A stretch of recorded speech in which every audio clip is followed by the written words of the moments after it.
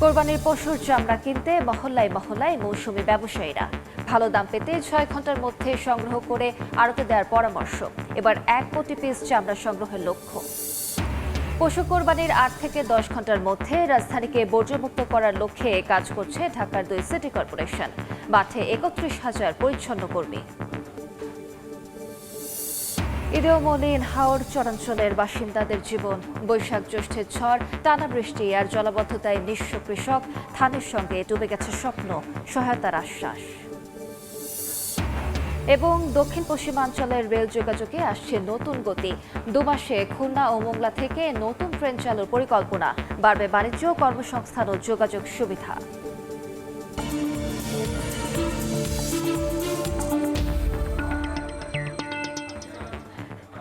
দেখছিলেন শিরোনাম। আমন্ত্রণ জানাচ্ছি দেশ ও দেশের বাইরের অর্থ বাণিজ্যের নানা খবর নিয়ে আমাদের নিয়মিত আয়োজন এ সময় বাণিজ্যে। আপনাদের সঙ্গে আছি আমি আলিশা ইসলাম। রাজধানীতে ঈদুল আজহার নামাজ আদায় করে কোরবানির পশু জবাইয়ের পর শুরু হয়েছে চামড়া সংগ্রহ। বৃহস্পতিবার সকাল 10টার পর থেকেই নগরের পাড়া মহল্লায় পশুর চামড়া কিনতে আনাগোনা শুরু হয় মৌসুমী ব্যবসায়ীদের। এবারের ঈদে সারা দেশে 1 কোটি পিস চামড়া সংগ্রহের লক্ষ্যমাত্রা রয়েছে। তবে ঈদের দিন ঢাকার বাইরে থেকে কোনো চামড়া রাজধানীতে প্রবেশ করবে না বলে সতর্ক আইনশৃঙ্খলা বাহিনী। চলতি বছর ঢাকায় গরুর লবণযুক্ত প্রতি বর্গফুট চামড়ার দাম নির্ধারণ করা হয়েছে 62 থেকে 67 টাকা, আর ঢাকার বাইরে 57 থেকে 62 টাকা। এছাড়া সারা দেশে খাসির দাম বকরির ক্ষেত্রে 22 থেকে 25 টাকা পর্যন্ত নির্ধারণ করা হয়েছে।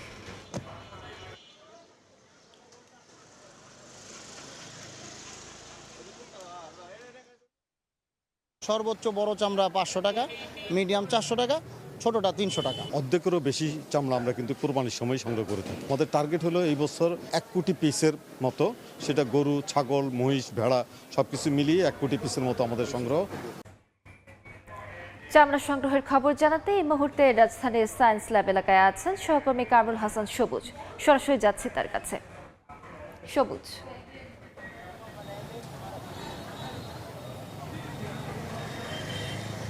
সকাল থেকেই পাড়া মহল্লা থেকে চামড়া সংগ্রহ করা হচ্ছে এবং সেই চামড়া সংগ্রহ করার পর মৌসুমী ব্যবসায়ীরা নির্দিষ্ট জায়গায় নিয়ে গিয়ে বিক্রি করছেন এবং নির্দিষ্ট জায়গায় স্বল্প পরিসরে কেনা বেচা চলছে। আমরা এই মুহূর্তে রয়েছি রাজধানীর সায়েন্স ল্যাব মোড়ে। সেখানে দেখা যাচ্ছে বেশ কয়েকজন ব্যবসায়ী যারা ট্যানারি মালিকের পক্ষ থেকে কিংবা আড়ত মালিকের পক্ষ থেকে এখানে চামড়া কিনছেন।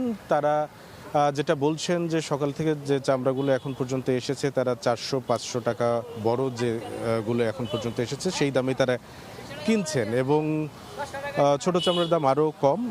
এখানে যারা বিক্রি করতে এসেছেন, যারা মৌসুমী ব্যবসায়ী, তাদের সাথে আমরা কথা বলেছি, বেশ কয়েকজনের সাথে কথা বলেছি। তারা যেটা বলছেন যে পাড়া মহল্লা থেকে পার পিস তারা হয়তো কিনেছেন 700-800 টাকা করে, কিন্তু এখানে এসে তারা দাম পাচ্ছেন বিক্রির জন্যে 500 টাকা বা 400 টাকা এরকম দাম পাচ্ছেন। অর্থাৎ তারা বেশ এখন পর্যন্ত বিক্রি না করেই বিভিন্ন জায়গায় ঘুরছেন এবং তাদের যে লোকসানের যে আশঙ্কা, মৌসুমী ব্যবসায়ীরা যে লোকসানে পড়েন সেই জায়গাটা কিন্তু এখন আমাদের কাছে অন্তত এই মুহূর্তে সায়েন্স ল্যাবে সেটা স্পষ্ট। অর্থাৎ তারা যে দামে কিনেছেন সেই দামে বিক্রি করতে পারছে না। তো ভালো দামে আসলে বিক্রি করার জন্যে, দাম পাওয়ার জন্য যেটা ট্যানারি মালিকদের পক্ষ থেকে বলা হয়েছে যে খুব দ্রুততর সময়ের ভেতরে যদি সংরক্ষণ করা হয়, অর্থাৎ চামড়া লবণ দিয়ে সংরক্ষণ করা হয়, তাহলে তারা পরবর্তীতে আসলে দরদাম করার সুযোগ পাবেন। এখন পর্যন্ত যেহেতু মোটামুটিভাবে আবহাওয়া ভালো, অর্থাৎ খুব বেশি গরম কিংবা বৃষ্টি পড়েনি, সেই জায়গা থেকে খুব বেশি দুশ্চিন্তারও বিষয় নেই এখন পর্যন্ত, যেটি যারা কিনছেন তারা সেভাবেই আসলে বলছেন। তবে যদি গরম পড়ে যায় কিংবা বৃষ্টি আসে, তাহলে কিন্তু চামড়া নষ্ট হয়ে যাওয়ার যে আশঙ্কা রয়েছে, সেই শঙ্কা থেকে আসলে দ্রুততর সময়ের ভেতরে যারা সংরক্ষণ করবেন তাদের হাতে চামড়া তুলে দেওয়ার, অর্থাৎ যারা আড়ত মালিক রয়েছেন কিংবা যারা ট্যানারি মালিক রয়েছেন তাদের কাছে এই চামড়াটা পৌঁছে দেওয়ার একটি আহ্বান রয়েছে এবং এতে যারা চামড়া সংগ্রহ করছেন তারা ভালো দাম পাবেন সেটি তারা আশ্বস্তও করছেন। কারণ চামড়া যখন নষ্ট হতে শুরু করে তখন আসলে সেই চামড়া সংরক্ষণ প্রক্রিয়ার যে জটিলতা তৈরি হয়, সেই জটিলতা থেকে তারা ঠিক মতো দরদাম করে আসলে লাভজনক উপায়ে বিক্রি করতে পারেন না। তো সেই জায়গা থেকে চামড়া সংরক্ষণের কথা বলা হচ্ছে, চামড়া সংগ্রহের কথা বলা হচ্ছে এবং এখন পর্যন্ত যে ঢাকায় প্রতি বর্গফুট লবণযুক্ত চামড়া 62 থেকে 67 টাকায় বিক্রির কথা বলা হয়েছে এবং সেই দাম অনুযায়ী আসলে কেনাবেচা করতে বলা হয়েছে। তো চামড়ার আরও খবর জানতে আমরা এখন চলে যাচ্ছি খুলনায়। খুলনার বিভিন্ন এলাকায় পশু কোরবানি শেষে ইতিমধ্যে চামড়া সংগ্রহ শুরু হয়েছে। খুলনা নগরীর যে চামড়াপট্টি খ্যাত পাওয়ার হাউস মোড় এই এলাকাটি, সেখানে মৌসুমি যারা ব্যবসায়ীরা রয়েছেন তারা ইতিমধ্যে বসেছেন এবং বিভিন্ন যানবাহনে করে যারা পশু কোরবানি করেছেন তারা তাদের যে কোরবানির চামড়া সেটি এখানে এনে বেচাকেনা করছেন। ইতিমধ্যে এখানে বেশ কিছু চামড়া ইতিমধ্যে এখানে আনা হয়েছে আমরা দেখেছি, এবং যারা চামড়া ক্রেতা বিক্রেতা রয়েছেন তাদের সাথে কথা বলেছি। এখানে এখন পর্যন্ত যেসব চামড়া এসেছে এগুলো আসলে সঙ্গত কারণেই লবণ দেওয়া না, অর্থাৎ লবণ ছাড়া চামড়া, এবং এগুলি এখন পর্যন্ত ক্রেতারা আমাদেরকে বলছেন তারা 200 থেকে 400 টাকা পর্যন্ত কিনছেন, এবং পরবর্তী এটি লবণ দিয়ে সংরক্ষণের পরে তারা আড়তদার থেকে শুরু করে অথবা ঢাকাতে এই চামড়া পাঠাবেন।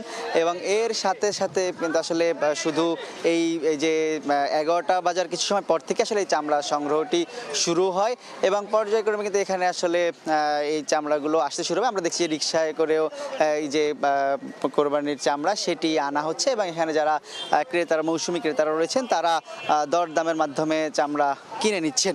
এবং এছাড়াও বিভিন্ন মাদ্রাসায় যেসব দানের চামড়া সেগুলি আসলে যেতে শুরু করেছে, এবং এর পরবর্তীতে এই চামড়াগুলি লবণ দিয়ে সংরক্ষণের শেষে পরে তারা ঢাকাতে অথবা যেটা খুলনায় যে আড়তদাররা রয়েছেন তাদের কাছে বিক্রি করবেন। একটু জানিয়ে রাখতে চাই, খুলনার এই যে এলাকাটি এটি এক সময় চামড়াপট্টি হিসেবে খ্যাত থাকলেও বেশ কয়েক বছর আগে এখান থেকে এই চামড়াপট্টি তুলে দেওয়া হয়। এর ফলে কিন্তু আসলে চামড়া ব্যবসায়ীরা এক ধরনের ভোগান্তিতেও পড়েছেন, এবং এই বছরও কিন্তু আসলে তারা দাম নিয়ে কিছুটা হতাশা প্রকাশ করেছেন, এবং চামড়ার যে দাম সেটি তারা বলছেন যে সরকার নির্ধারিত যে মূল্য সেটি আসলে চামড়ার যে তাদের যে মান সেই মানের সাথে আসলে সঙ্গত ঠিক না থাকার কারণে তারা চাইলেও চামড়াটি সরকার নির্ধারিত মূল্যে ক্রয় করতে পারছেন না। তবে এর বাইরেও তারা আসলে চেষ্টা করছেন যতটুকু আসলে দাম পাওয়া যায়। তো খুলনার চামড়া সংগ্রহের যে খবর আমার কাছেই ছিল সর্বশেষ। দেশের বিভিন্ন প্রান্ত থেকে চামড়া সংগ্রহের খবর জানাচ্ছিলেন সহকর্মীরা। পশু কোরবানি ও বর্জ্য ব্যবস্থাপনার খবর জানাতে রাজধানীর কলাবাগান থেকে যুক্ত হচ্ছেন সহকর্মী শাহরিয়ার সৌমিক। সরাসরি যাচ্ছি তার কাছে। সৌমিক,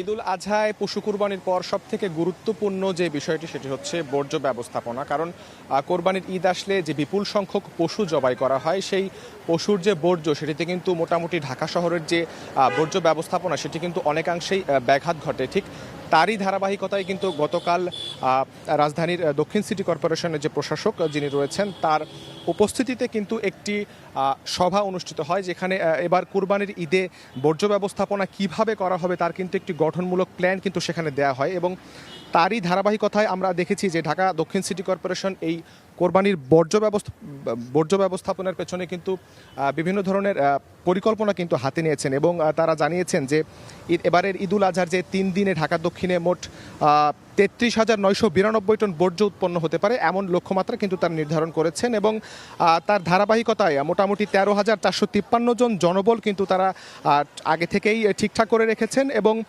মোটামুটি 2,117টি বিভিন্ন ধরনের যন্ত্রপাতি এবং ট্রাক কম্প্যাক্টর সহ পেলোডার নিয়োজিত থাকবে এমনটি কিন্তু তারা জানিয়েছেন। এবং সঠিক বর্জ্য ব্যবস্থাপনার জন্য 75টি ওয়ার্ডে 46 টন ব্লিচিং পাউডার সহ 200 গ্যালন স্যাভলন এবং 1,40,000 বায়োডিগ্রেডেবল পচনশীল ব্যাগ কিন্তু তারা বিতরণ করেছে এমনটি কিন্তু আমরা দেখেছি। আমরা এই মুহূর্তে অবস্থান করছি যে রাজধানীর কলাবাগানের সেকেন্ডারি ট্রান্সফার স্টেশন, যেখানে ধানমন্ডি এলাকার 15 এবং 17 নম্বর ওয়ার্ডের যে কোরবানির যে বর্জ্য সেই বর্জ্য কিন্তু এখানে আসবে, এবং এখান থেকেই দুপুর 1:30 ঢাকা দক্ষিণের যিনি প্রশাসক সালাম তিনি কিন্তু এখানে আসবেন, এবং এই বর্জ্য ব্যবস্থাপনার যে নিষ্কাশন ব্যবস্থা সেটি কিন্তু তিনি এখানে উদ্বোধন করবেন এমনটি কিন্তু আমরা গতকাল জেনেছি। এবং এখান থেকে এই ধানমন্ডি এলাকার যে 2 ওয়ার্ডের যে কোরবানির বর্জ্য সেটি কিন্তু এখান থেকে মাতুয়াইলে পাঠানো হবে এমনটি কিন্তু আমরা জেনেছি। দর্শক, আপনারা দেখতে পাচ্ছেন যে সেকেন্ডারি ট্রান্সফিউশন সেন্টার যে কলাবাগান, এখানে কিন্তু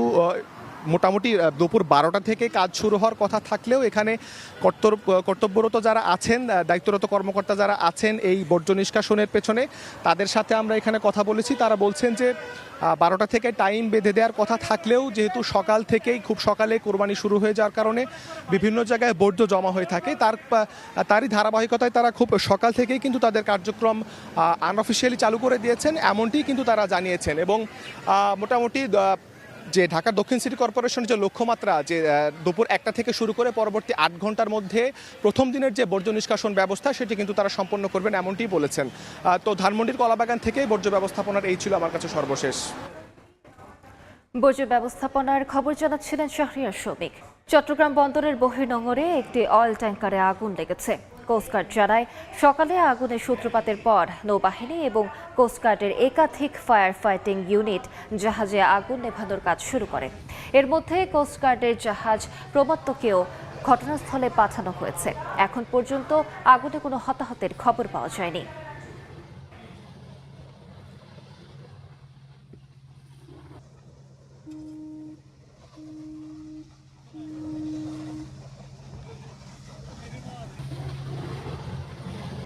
সারা দেশের মানুষ যখন ঈদ আনন্দে মেতেছেন, তখন মলিন হাওর ও চরাঞ্চলের বাসিন্দারা। বৈশাখ জ্যৈষ্ঠের ঝড়, টানা বৃষ্টি আর জলাবদ্ধতায় কারো বাড়িঘর ভেঙেছে, কারো নষ্ট হয়েছে ক্ষেতের ফসল। শুধু হাওর নয়, প্রাকৃতিক দুর্যোগে বিধ্বস্ত বিভিন্ন চরাঞ্চলের বাসিন্দাদেরও মাঝে নেই ঈদের বাড়তি আনন্দ। এপ্রিল মে মাসে টানা বৃষ্টিতে তলিয়ে যায় সুনামগঞ্জের হাওর অঞ্চল। নষ্ট হয় টন কে টন ধান। কিছু ফসল কেটে ঘরে তুলতে পারলেও লোকসান এড়াতে পারেননি কৃষক। ঈদের আনন্দ অনেকটা ফিকে হয়ে গেছে ক্ষতিগ্রস্ত কৃষক পরিবারগুলোর। অনেকে করতে পারছেন না কোরবানি, কিনতে পারেননি নতুন পোশাক। এমনকি অনেক পরিবার ঈদ উপলক্ষে ভালো খাবার রান্নার সামর্থ্য হারিয়েছে। হাওরে ধানের সঙ্গে ডুবে গেছে তাদের বিনিয়োগ ও স্বপ্ন। কিছু তুলছেও, যাও তুলছে পাইছে দেখো মান সমান। কেন খারাপ, আমরা তো শুধু দান দুন পাইতাম, তো বেচলাম হইলে, বেচা কাপড় চোপড় আনলাম হইলে, জীবুতের লাগিয়া খাবার চাবার আনলাম হইলে, চাইল ডাইল আনলাম হইলে, বড় সবকিছু থাকলো হইলে খুশি লাগলো হইলে, অনেক তো কিচ্ছুই নাই। কুরবানি অবস্থা তো খুবই এলাকাত কুরবানি হওয়ার হতো না, কারণ এরা তো কুরবানি দিতে পারেন না। আর যাইতে হইব সুনামগঞ্জ গিয়া টাউন গিয়ে গুছান তুইব, আনলে পরে বাচ্চা কাছে খাইতে হইব। একই চিত্র নেত্রকোনার হাওর অঞ্চলে। অনেকটা সাদামাটা ঈদ উদযাপন করেছেন ফসলহারা কৃষক পরিবারগুলো। ধান হারিয়ে অনেক দরিদ্র কৃষক নিঃস্ব হয়েছেন। তারা বলছেন, বৃষ্টি আর জলাবদ্ধতা কেড়ে নিয়েছে তাদের ঈদের আনন্দ। ভালোই হয়েছিল, কিন্তু উড়ানির মতো ক্ষমতা পায় নাই। পানি আসা একদম সব তলায় গেছে, অনেক জমিনে কাটতে পারে নাই। যাই কিছু কাজ ছিল এটি মানে রোদ্রের জন্য করতে পারে নাই, ফসা গলা। গৃহস্থী করছিলাম, ভাবছিলাম যে গৃহস্থী ভালো ফসল হইব, এখন ফসল টসল তো হইলই না। আমরা আবার ঈদ মিদ খেতে আগে যেরকম আছিলাম এখন এইরকমই আছি। গৃহস্থির সবকিছু মার গেছে, তো ঈদ কি তেমন হইব, ফুলাফানের কিছু কিনে দিতে পারতেছে না, আবার দানও সঠিক মতনে ব্যস্ত আছে না, নষ্ট হইতেছে হনো দান করে। শুধু হাওর অঞ্চল নয়, প্রাকৃতিক দুর্যোগে বিধ্বস্ত বিভিন্ন চরাঞ্চলের বাসিন্দাদেরও মুখ মলিন ঈদ মৌসুমে। কুড়িগ্রামের 4 শতাধিক চরে নদী ভাঙনের সঙ্গে যুদ্ধ করে বেঁচে আছেন হাজারো মানুষ। কোরবানির মাংস তো দূরের কথা, মুরগির মাংস জোটে না অনেকের ঘরে। বারবার নদীর ভাঙনে নিঃস্ব পরিবারগুলোর কাছে পৌঁছায় না কোনো ঈদ উপহার। আমাদের এখানে কোনো কোরবানি নাই, হয় না, আমরা নিজেরাও দিতে পারি না, এবং এখানে যে কেউ দেবে ওরকম কারো সামর্থ্যও নাই দেওয়ার মতো। বাচ্চাদের ঈদের দিন যে একটু মাংস রান্না করে খাওয়াবো সে সামর্থ্য আমাদের নাই। চারপাশে নদী, আমরা এখানে কুরবানির কোনো ব্যবস্থা নেই আমাদের। এমনিতে বাঁচিনি, আমরা কিভাবে কুরবানি দেবো? আল্লাহ পাক যদি যাত্রাপুরে আড়ে থেকে বয়লার টলা এনে যদি খাওয়ান হারি তাহলে খাওয়ামু, না পারলি কালে নাই, তাছাড়া বুদ্ধি আছে। গাইবান্ধার চরাঞ্চলও একই চিত্র। এইসব এলাকায় ধরা দেয়নি ঈদের বাড়তি আনন্দ। কেনা হয়নি নতুন পোশাক, অনেক চরে হয়নি কোনো পশু কোরবানি। সব মিলিয়ে আনন্দের বদলে এখানে এবার ঈদ মানে কেবলই বিষণ্ণতা। গরিবের আর কিসের ঈদ, যাটুকু আসিল থাকলে হয়, তাও একটা বাচ্চা কাচ্চা নিয়ে করলে আমার করলে সর্বহারা, আর কি নিয়ে ঈদ করবো শোনা, আমার তো বসার মতো আছেরই কেন নাই। আমার ঈদ তো নাই, আমার গরিব মানুষ, আমার ঘর ধর ভাঙ্গি গেছে, আয় হলে সুতি থেকে পাই না, পানি পরে, বাতাস আসে, আমার এই অবস্থা। এদিকে চলতি মাসের কালবৈশাখী ঝড়েও ক্ষতিগ্রস্ত হয়েছে অনেক পরিবার। তাদের মাঝেও নেই ঈদের আনন্দ। তাদের বাড়িঘর ঠিকঠাক করা নিয়ে ব্যস্ত। দরিদ্র এসব মানুষ বাড়ি মেরামতের অর্থ জোগান নিয়ে আছেন দুশ্চিন্তায়। তবে আশ্রয়হীন পরিবারগুলোকে আরও সহায়তার আশ্বাস স্থানীয় জনপ্রতিনিধির। ঈদুল আজহার আগ মুহূর্তে যে কালবৈশাখী ঝড়ে আমাদের এই চরের লোকজনগুলোকে এলোমেলো করে ফেলেছে, ঘর বাড়ি উড়ে নিয়ে চলে গেছে। আমাদের এইবারকা ঈদটা অনেক কষ্টকর কাটতেছে। ঘর দুয়ার ভাঙে চুরি গেছি, কাপড় চোপড় শুদ্ধে গেছে, চুরি উড়েই গেছে। এবারকার ঈদে যা ছিল সম্পূর্ণ শেষ হয়েছে। ঘরের টিনগুলো কিন্তু সম্পূর্ণ উড়ে গেছে।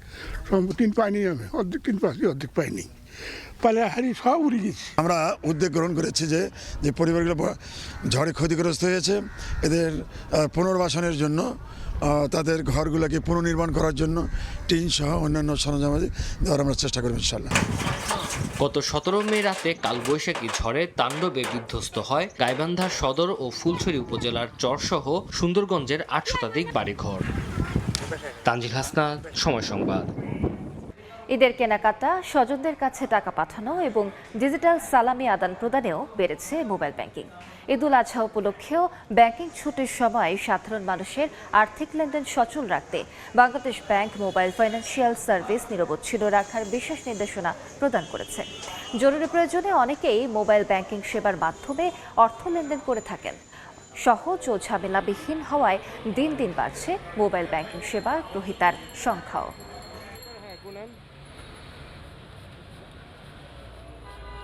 এবার ওনারা দেন।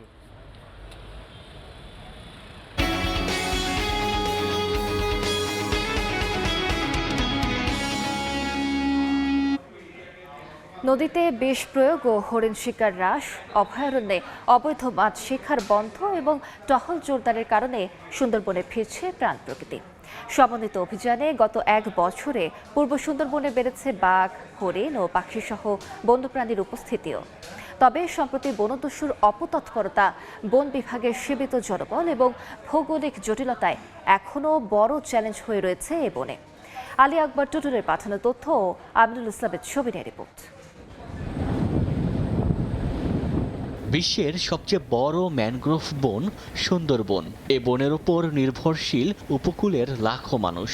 কেউ মাছ ও কেউ কাঁকড়া শিকার, কেউ মধু সংগ্রহ, কেউ বা পাতা সংগ্রহ করে জীবিকা নির্বাহ করেন। তবে বনে অপরাধীদের দৌরাত্ম্যের কারণে জীববৈচিত্র্য হুমকির মুখে ছিল। সম্প্রতি বন বিভাগের ব্যতিক্রমী উদ্যোগে পূর্ব সুন্দরবনে কমেছে অপরাধ। চোরা শিকার দমনে জোরদার করা হয়েছে ফুট পেট্রোলিং, স্মার্ট নজরদারি ও ড্রোন ব্যবহার। বন বিভাগের তথ্য মতে গত 1 বছরে 474টি অভিযানে 241টি মামলায় 377 জন অপরাধীকে গ্রেফতার করা হয়েছে। উদ্ধার করা হয়েছে নৌকা, ট্রলার সহ বিভিন্ন প্রাণী ধরার যন্ত্র, ফাঁদ ও জাল। স্থানীয়রা বলছেন সুন্দরবনে অপরাধ কমে গেলে উপকূলীয় বাসিন্দাদের জীবিকা নির্বাহ সহজ হবে। সুন্দরবন হচ্ছে আমাদের মায়ের মতন। সুন্দরবন থেকে আমরা জীবিকা নির্বাহ করি। ডাহাত নামে সুন্দরবনটা নষ্ট করে দিচ্ছে। সরকার যে চেষ্টা চালাই দিতে আছে, এরকম যদি একটু ভালোভাবে নজর দেয় তাহলে আমাকে সুন্দরবনের ডাকাত কোনো অসাধু ব্যবসায়ীরা থাকবে না। সম্প্রতি বনদস্যুর অপতৎপরতা, বন বিভাগের সীমিত জনবল এবং ভৌগোলিক জটিলতা বড় চ্যালেঞ্জ সুন্দরবনের। জনবল বাড়ানোর সঙ্গে আনুষঙ্গিক উপকরণ পেলে অভিযান আরও বাড়ানো সম্ভব বলছে বন বিভাগ। হরিণের ফাঁদের সাথে হরিণ আটকে আছে, সেগুলোও পেয়েছে। আমরা কিন্তু এর মধ্যে 1,15,000 ফুট কিন্তু শুধু মালা ফাঁদি আমরা উদ্ধার করতে সক্ষম হয়েছি। এটি যদি না করা যেত, দেখেন তাহলে কত হরিণ মারা পড়তো। এবং শুধু মালা ফাঁদ না, সিটকে ফাঁদ, যেটা ভয়ঙ্কর, যেখানে বাঘও আটকে যায়। আমরা এইসব ফাঁদের সাথে হরিণ পেয়েছি, আমরা বানর পেয়েছি, আমরা শূকর পেয়েছি, বাঘও পেয়েছি। বন বিভাগের তথ্য মতে 2025 সালের মে থেকে 2026 সালের এপ্রিল পর্যন্ত সুন্দরবনে বিভিন্ন অভিযানে প্রায় 35 কিলোমিটার দীর্ঘ হরিণ শিকারের ফাঁদ উদ্ধার করা হয়েছে। পাশাপাশি অপসারণ করা হয়েছে 813টি সিটকা ফাঁদ ও 2294টি হাঁটা ফাঁদ। সময় সংবাদ, বাগেরহাট। পশু কোরবানির পর সারা দেশে শুরু হয়েছে চামড়া সংগ্রহের কাজ। বিস্তারিত জানাতে চট্টগ্রামে আছেন রিপোর্টার কমল দে। বরিশাল থেকে যোগ দিচ্ছেন সহকর্মী অপূর্ব অপু। সরাসরি যাচ্ছি কমলদের কাছে। নগরী চট্টগ্রাম এবং নগরীর বিভিন্ন স্থান আশপাশে এলাকায় অন্তত 4 লাখের বেশি পশুর কোরবানি হয়েছে। কোরবানি সম্পন্ন, এখন চামড়াগুলো যে বিক্রি করা বা নিয়ে আসা সেই প্রক্রিয়া চলছে। তবে একটি বেশি লক্ষণীয় সেটি হলো আগে যেরকমভাবে একসময় চট্টগ্রামে যে মসজিদ, মাদ্রাসা কিংবা এতিমখানায় চামড়া দান করা হতো সে পদ্ধতি আবার ফিরে আসে। মাঝখানে যেহেতু চামড়ার দর নিয়ে অনেক আশ্বাসী বা অনেক ঝামেলা হয়েছে, এই কারণে দেখতে যে এখন যারা পারিবারিক যারা বিভিন্ন বাসা বাড়ি দিকে কিন্তু চামড়া চলে আসতেছে এতিমখানা, মসজিদে। আমরা বেশ কয়েকটা মসজিদে গিয়ে একই চিত্র দেখেছি। আমরা এখন রয়েছে চট্টগ্রাম শহর অন্যতম সবচেয়ে যে বড় মসজিদ রয়েছে এনায়েত বাজার শাহী জামে মসজিদ, সেই মসজিদের মধ্যে দেখতে পাচ্ছি এতিমখানার জন্য অন্তত 100-র বেশি চামড়া এনে রাখা হয়েছে। এগুলো এতিমখানারই চামড়া এবং আরও বেশ কিছু চামড়া আসার অপেক্ষা রয়েছে বলে এই এতিমখানা মসজিদ কর্তৃপক্ষ আমাদেরকে জানিয়েছে। আমরা দেখেছি নগরের বিভিন্ন স্থানে বসে বসে কিন্তু বিভিন্ন সংগঠন সে চামড়া সংগ্রহ করছে। আগে যেরকম চামড়া বসে কিনে আনা হতো, এখন সে কিনে আনার ভাবটা খুব অনেকটা কমে গেছে। এখন কিন্তু যারা চামড়ার মালিক, যারা বাসা বাড়ির যারা পরিবার পরিজন রয়েছেন, তারা চামড়াটি এতিমখানা, মসজিদ কিংবা মাদ্রাসায় দান করে দিচ্ছেন। অর্থাৎ আগে যে চামড়া নিয়ে কারাকারি হতো সে কারাকারি অনেকটা কমে গেছে, এমনটি জানিয়েছেন স্থানীয় বাসিন্দারা। তারপর আমরা দেখতে পাই চট্টগ্রাম শহরে যেহেতু এবার 4 লাখের বেশি চামড়া পশু কোরবানি হয়েছে, সে চামড়াগুলো সংরক্ষণের ব্যবস্থা হচ্ছে বিভিন্ন আতুরা ডিপো, মুরাদপুর, বহত, আগ্রাবাদ এবং যেখানে রয়েছে সেখানে চামড়া যেখানে প্রক্রিয়াজাত করা হয় সেখানে আমরা দেখতে পেয়েছি চামড়াগুলো লবণ দেওয়ার জন্য প্রস্তুতি চলছে। তবে এখনো পর্যন্ত যে চামড়ার যে অবস্থান সেটি হলো চামড়াগুলো অবস্থান হলো বিভিন্ন বাসা বাড়ি কিংবা রাস্তার মধ্যে রয়েছে। কিছুক্ষণ পর সেগুলো যারা মধ্যস্থ এলাকায় রয়েছে তাদের, অর্থাৎ চট্টগ্রাম শহরে আগ্রাবাদ, চৌমোহনী এলাকা রয়েছে, মুরাদপুর রয়েছে এবং 1602 নম্বর গেট রয়েছে, সেখানে পাঠিয়ে দেওয়া হবে। সেখান থেকে চামড়া চলে যাবে আতুরার ডিপো এলাকা যেখানে আড়ত রয়েছে সে আড়তে মূলত লবণ দিয়ে চামড়াগুলো সেখানে প্রক্রিয়াজাত করা হবে। তো বলা চলে চট্টগ্রামে এবার প্রায় 4 লাখের বেশি পশুর কোরবানি হয়েছে এবং পশু কোরবানি সম্পন্ন হয়েছে ঈদের জামাতের পরে। এখন চলছে চামড়াগুলো সংগ্রহ করা এবং মসজিদ এবং মাদ্রাসায় নিয়ে আসা হয়েছে চামড়া। তো এখন পর্যন্ত আমার কাছে ছিল চট্টগ্রাম থেকে চামড়া সর্বশেষ। আমরা একটু বরিশালে চলে যাবো চামড়ার খবর জানার জন্য সহকর্মী অপূর্ব অপুর কাছে। আর তার আগে আমি একটু জানিয়ে রাখি, পশুর চামড়ার খবর জানাবো তার আগে জানিয়ে রাখি যে সাত সকালে ঈদের নামাজ আদায়ের পরপর পশু কোরবানি কিন্তু যেটা বরিশালে শুরু হয়েছে, এই মুহূর্তে পশু কোরবানি চলছে। বরিশালের আসলে রীতিটাই এমন, দুপুর 2টা-3টা বেজে যায় এই কোরবানি পশুর বিভিন্ন জায়গায় হতে হতে। তার পরপর পশুর যে চামড়া সেগুলো নিয়ে আসা হয়। বিশেষ করে শহরের বরিশালের যেটি এই জমজমাট বেচাকেনা যে জায়গাটিতে থাকে সেটি হচ্ছে শহরের পদ্মাবতী রোড। পদ্মাবতী রোডেই সাধারণত এই চামড়া এখানে নিয়ে আসা হয় এবং এখানে নিয়ে এসে একদিকে যেমন মৌসুমি বিক্রেতারা রয়েছে, এছাড়া যারা এমনিতে যারা ব্যবসায়ী রয়েছেন তারা তো এখান থেকে কিনে থাকেনি। এই মুহূর্তে কিন্তু আসলে দোকান অনেকগুলোই বন্ধ রয়েছে। ঠিক পেছনটাতে পদ্মাবতী রোডের আমার বাম পাশটাতে একটি খাল রয়েছে, খালের পরেই গোডাউন রয়েছে, সেই গোডাউনে চামড়া এক এক করে নিয়ে আসা হচ্ছে। এই জায়গাটিতে নিয়ে আসা হয়। এখন পর্যন্ত এখন বাজে সকাল 11:30 বাজে। আসলে সেই অর্থে বিক্রেতারা কিন্তু এর মধ্যে নিয়ে আসেনি। বিক্রেতারা বলছেন এখানকার, অর্থাৎ ব্যবসায়ীরা বলছেন যে 12টা-12:30টার পর মূলত ব্যবসায়ীরা যারা মৌসুমি বিক্রেতারা আছে চামড়ার, তারা নিয়ে আসে বিভিন্ন জায়গা থেকে, বিভিন্ন মাদ্রাসা, বিভিন্ন মসজিদ থেকে নিয়ে আসা হয়। এবং এবছর এই চামড়া বেচাকেনার জন্য ব্যবসায়ীরা বলছেন যে বিগত বেশ কয়েক বছর পর্যন্তই তারা কিন্তু চামড়া ব্যবসায় সংকটে রয়েছে। তারা কাঁচামাল লোকসানে রয়েছে এবং লোকসান কাটাতে অনেকেই ব্যবসা বন্ধ করে দিয়েছেন। সেই লোকসানের কারণ দেখিয়ে অনেকেই বলছেন যে তারা মুখ ফিরিয়ে নিয়েছেন। এখন আগে এই জায়গাটিতে যেখানে 40 থেকে 45টি আলাদা দোকান ছিল, ব্যবসার প্রতিষ্ঠান ছিল, এখন সেই জায়গাটিতে এই মুহূর্তে হাতে গোনা মাত্র 4 থেকে 5টি দোকান রয়েছে এই চামড়া ব্যবসায়ীদের ক্ষেত্রে। অন্যান্য জায়গায়ও আমাদের বরিশাল জেলার বিভিন্ন জায়গা থেকেই এই যে চামড়া এই জায়গাতে নিয়ে আসা, অর্থাৎ পদ্মাবতী রোডে নিয়ে আসা হয়। এখান থেকে দেশের রাজধানী ঢাকায় চামড়া এখান থেকে নিয়ে যাওয়া হয়। মূলত এই এখন পর্যন্ত আসলে বেচাকেনা জমে ওঠেনি। দুপুরের পরপর নাগাদ বরিশালে এই চামড়ার বাজার জমজমাট হবে বলছেন এখানকার ব্যবসায়ীরা। আপাতত সকাল 11:30 পর্যন্ত চামড়ার বাজারে আমার কাছে এতটুকুই খবর ছিল। সরাসরি যুক্ত ছিলাম চট্টগ্রাম ও বরিশালে। দক্ষিণ পশ্চিমাঞ্চলের রেল যোগাযোগে আসছে নতুন গতি। খুলনা ও মোংলা থেকে ঢাকায় চালুর পরিকল্পনা নেওয়া হয়েছে নতুন আন্তনগর ও কমিউটার ট্রেন। ভারত থেকে নতুন কোচ পেলেই আগামী 2 মাসে পর্যায়ক্রমে চালু হতে পারে এসব ট্রেন। এতে কমবে যাত্রার সময়, বাড়বে বাণিজ্য, কর্মসংস্থান ও যোগাযোগ সুবিধা। আব্দুল হালিমের ছবিতে আব্দুল্লাহ আল মামুন রুবেলের প্রতিবেদন। পদ্মা রেল লিঙ্কের মাধ্যমে খুলনা থেকে রাজধানী ঢাকায় রেল যোগাযোগে তৈরি হয়েছে নতুন দিগন্ত। জাহানাবাদ এক্সপ্রেসে মাত্র 4.25 ঘন্টায় আরামদায়ক যাত্রার সুযোগ পাওয়ায় যাত্রীদের আগ্রহ বেড়েছে উল্লেখযোগ্যভাবে। বাড়তে থাকা এই চাহিদার প্রেক্ষিতে এবার দক্ষিণাঞ্চলের রেল সেবাকে আরও আধুনিক ও বিস্তৃত করার উদ্যোগ নিয়েছে বাংলাদেশ রেলওয়ে। নির্বাচনী ইশতেহার বাস্তবায়নের লক্ষ্যে সরকারের 180 দিনের বিশেষ পরিকল্পনায় রেলওয়ের এই উদ্যোগ। নতুন প্রস্তাবনায় রয়েছে খুলনা ঢাকা খুলনা রুটে একটি বিরতিহীন আন্তনগর ট্রেন চালু, যার মাধ্যমে মাত্র 3.5 ঘন্টায় রাজধানীতে পৌঁছানো সম্ভব হবে। এছাড়া মোংলা ঢাকা রুটে নতুন আন্তনগর ট্রেন এবং মোংলা ঢাকা মোংলা রুটে একটি কমিউটার ট্রেন চালুর পরিকল্পনাও রয়েছে। এতে খুলনা, বাগেরহাট ও মোংলা সহ দক্ষিণাঞ্চলের মানুষের যাতায়াতে আসবে বড় পরিবর্তন। বিশেষ করে ব্যবসায়ী, চাকরিজীবী, শিক্ষার্থী ও রোগীদের জন্য এটি হবে সময় ও ভোগান্তি কমানোর বড় সুযোগ। একটা ট্রেন আমরা এখান থেকে আসতে যেতে খুব অসুবিধা হয়, বেরিয়ে তো জায়গা পাওয়া যায় না, কিংবা করা যায় না, টিকিট পাওয়া যায় না। তো আরেকটা ট্রেন হলে আমাদের জন্য অনেক অনেক সুবিধা হবে। ট্রেন যদি বেশি হয় তাহলে আমাদের যাত্রীদের ভোগান্তি অনেক কম হবে এবং সহজে টিকিট পাবে, এটা আশা করি। 10 দিন 15 দিন আগে থেকে অনলাইন বা স্টেশনে আসলে টিকিট নাই, তো আর একটা ট্রেন চালু হলে খুবই ভালো হতো। শুনছি যে ট্রেন আর একটা চালু হবে। এই উদ্যোগটা যদি সরকার দ্রুত নেয়, এটা আমাদের জন্য ভালো এবং দেশের মানুষের জন্য ভালো। তবে পুরো পরিকল্পনা বাস্তবায়ন এখন নির্ভর করছে ভারত থেকে নতুন কোচ সরবরাহের উপর। কোচ হাতে পাওয়া এবং ওয়াশফিট সহ প্রয়োজনীয় অবকাঠামোগত প্রস্তুতি শেষ হলে আগামী 2 মাস পর থেকে ধাপে ধাপে নতুন ট্রেন চালুর আশা করছেন রেলওয়ের কর্মকর্তারা। আমরা ভারত থেকে 200টি কোচ আমাদের প্রকল্পের মাধ্যমে আসবে। আমরা যেটা জেনেছি হয়তো 2-1 মাসের মধ্যে এটা পাওয়া যেতে পারে। তো প্রাথমিকভাবে প্রত্যেক মাসে হয়তো 20টা করে পাওয়া যাবে। সেই হিসেবে প্রায় আমাদের 1 বছরের মতো লাগবে। বর্তমানে খুলনা থেকে জাহানাবাদ এক্সপ্রেস ছাড়াও চিত্রা ও সুন্দরবন এক্সপ্রেস যমুনা সেতু হয়ে ঢাকার উদ্দেশ্যে চলাচল করছে। যাত্রী সংখ্যা বৃদ্ধিতে এ রুটে ট্রেন সংখ্যা বাড়ানোর দাবি জোরালো হয়েছে।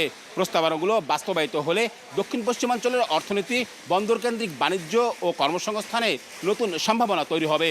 তাই উদ্যোগগুলো দ্রুত বাস্তবায়নের দাবি সংশ্লিষ্টদের। আব্দুল্লাহ আল মামুন রুবেল, সময় সংবাদ, খুলনা। আবহাওয়া অনুকূল হওয়ায় মেহেরপুরে লিচুর বাম্পার ফলন হয়েছে। বাজার দর ভালো হওয়ায় খুশি বাগানীরা। মিষ্টি ও সুস্বাদু হওয়ায় এখানকার লিচু বাজারজাত হচ্ছে রাজধানী সহ দেশের বিভিন্ন জেলায়। ফয়সাল হোসেনের ছবিতে বেনিয়ামিনের রিপোর্ট।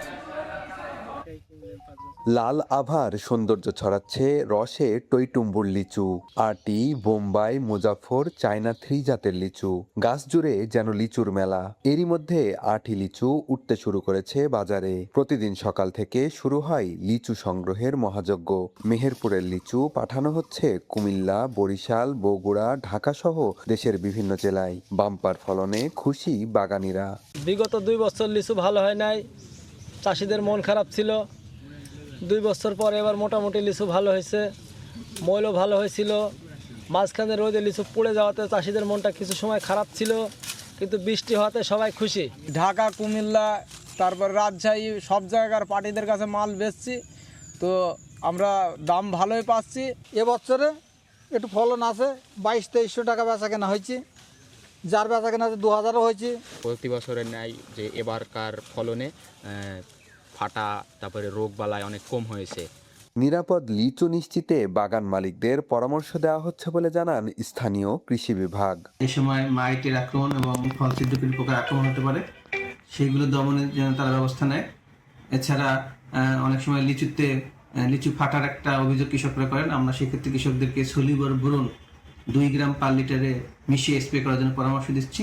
চলতি মৌসুমে 730 হেক্টর লিচুর বাগান থেকে 6800 মেট্রিক টন লিচু উৎপাদনের লক্ষ্যমাত্রা ধরা হয়েছে। বেনিয়ামিন, সময় সংবাদ, মেহেরপুর। ইরানের একটি সামরিক ঘাঁটিতে নতুন করে হামলা চালিয়েছে যুক্তরাষ্ট্র। বন্দর আব্বাসের পূর্বাঞ্চলে গভীর রাতে কয়েকটি বিস্ফোরণের খবর পাওয়া গেছে। হরমুজ প্রণালীতে মার্কিন সেনা ও বাণিজ্যিক জাহাজের নিরাপত্তা বিঘ্নিত করার অভিযোগে এই হামলা বলে রয়টার্সকে জানিয়েছেন ট্রাম্প প্রশাসনের এক কর্মকর্তা। এদিকে হরমুজ ইস্যুতে ওমান আন্তর্জাতিক নিয়ম না মানলে তাদের উপরও হামলা চালানো হবে বলে হুঁশিয়ার করেছেন president Donald Trump. Overruns and everything, but it was going to take years to build, 3 years, 4 years. And who would control it? But regardless of anything, really fantastic, and a lot of the success that we're having with other instantly. They wouldn't think about it; they would use it instantly. I've gotten to know them; they would use it. এক সময় যেখানে প্রার্থনার চাকা আর ধূপের গন্ধই ছিল লাসার পরিচয়, সেখানে এখন ভেসে আসছে কফির সুবাস। চীনের স্বায়ত্তশাসিত অঞ্চল তিব্বতের রাজধানী লাসা ধীরে ধীরে পরিণত হয়েছে দেশের অন্যতম কফি নির্ভর শহরে। ঐতিহ্য আর আধুনিকতার মিশেলে ইয়াকচিস কফি থেকে শুরু করে তিব্বতী আবহের ক্যাফে সবই মিলছে এই শহরটিতে। বর্তমানে শহরটিতে রয়েছে 8 শতাধিক কফি শপ। বিদেশি পর্যটকদের কাছেও লাসার ক্যাফে সংস্কৃতি হয়ে উঠেছে আলাদা অভিজ্ঞতা। হিমালয়ের কোলঘেঁষা লাসা শহর একসময় পরিচিত ছিল বৌদ্ধ সংস্কৃতি, প্রার্থনার চাকা আর ঐতিহাসিক ধর্মীয় স্থাপনার জন্য। তবে এখন সেই শহরের অলিগলিতে বাড়ছে ক্যাফের সংখ্যা। 10 লাখেরও কম জনসংখ্যার এই শহরে রয়েছে 8 শতাধিক কফি শপ। স্থানীয়দের পাশাপাশি পর্যটকদেরও আকর্ষণ করছে ঐতিহ্যবাহী তিব্বতী আবহে তৈরি এসব কফি শপ। লাসার ঐতিহাসিক বার্খোর স্ট্রিটে এখন জনপ্রিয় হয়ে উঠেছে ইয়াকচিস মিশ্রিত এসপ্রেসো কফি। স্থানীয় উদ্যোক্তারা বলছেন, পশ্চিমা কফি সংস্কৃতিকে সরাসরি অনুকরণ না করে তিব্বতী সংস্কৃতির সঙ্গে মিলিয়েই তারা নতুন স্বাদ তৈরি করেছেন। ক্যাফেগুলোতে দেখা যায় ঐতিহ্যবাহী কাঠের সাজসজ্জা, স্থানীয় শিল্পকর্ম আর পোতালা প্রাসাদের ছবি। ফলে কফির কাপের মধ্য দিয়ে পর্যটকরা পাচ্ছেন তিব্বত সংস্কৃতির অভিজ্ঞতা। আমাদের এখানে তিব্বতের নিজস্ব আবহাওয়া আছে। লাসায় অনেক ক্যাফে আছে, কিন্তু আমরা আলাদা। স্থানীয় মানুষ, এমনকি 80 বছর বয়সীরাও এখানে আমেরিকানো খেতে আসেন। বিদেশি পর্যটকরাও শুধু আমাদের ক্যাফে দেখতে আসেন। বিদেশি পর্যটকদের কাছেও লাসার এই ক্যাফে সংস্কৃতি হয়ে উঠেছে আলাদা অভিজ্ঞতা। অনেকেই বলছেন, ইউরোপ বা পশ্চিমা শহরের ক্যাফের তুলনায় এখানে ঐতিহ্য আর আধুনিকতার মিশ্রণ ভিন্ন ধরনের অনুভূতি তৈরি করে। অর্জিতা শেহজিন, সময় সংবাদ। এ পর্যায়ে শীর্ষ সংবাদগুলো জানিয়ে দিচ্ছে আরেকবার। পশু কোরবানির 8 থেকে 10 ঘন্টার মধ্যে রাজধানীকে বর্জ্যমুক্ত করার লক্ষ্যে কাজ করছে ঢাকার 2 সিটি কর্পোরেশন। মাঠে 31,000 পরিচ্ছন্ন কর্মী। এবং ঈদেও মলিন হাওর চরাঞ্চলের বাসিন্দাদের জীবন। বৈশাখ জ্যৈষ্ঠের ঝড়, টানা বৃষ্টি আর জলাবদ্ধতায় নিঃস্ব কৃষক, ধানের সঙ্গে ডুবে গেছে স্বপ্ন, সহায়তার আশ্বাস।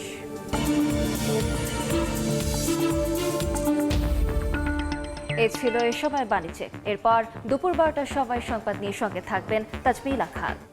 ধন্যবাদ আলিশা। দুপুর 12টার সময় সংবাদ নিয়ে আসছে কিছুক্ষণ পর। সঙ্গে থাকুন সময়ের।